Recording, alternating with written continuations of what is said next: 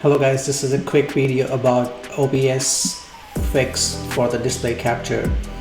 So if you have just downloaded OBS on your Mac, or if you have just upgraded your operating system to Catalina, you must be facing an issue that I faced this morning while capturing displays on OBS.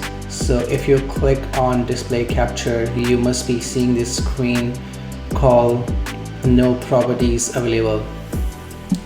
So the quick fix for this is you have to go in the settings. So I will go from the spotlight search, I will type settings. Under settings, go to system preferences.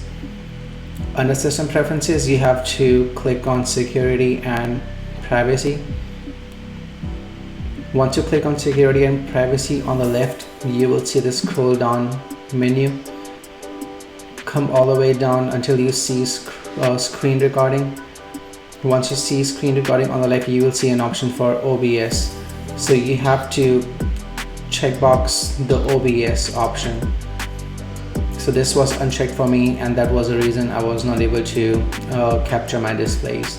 So you have to make sure your OBS is checkmarked. So this is a fix. I hope this was useful to you guys. See you in the next one.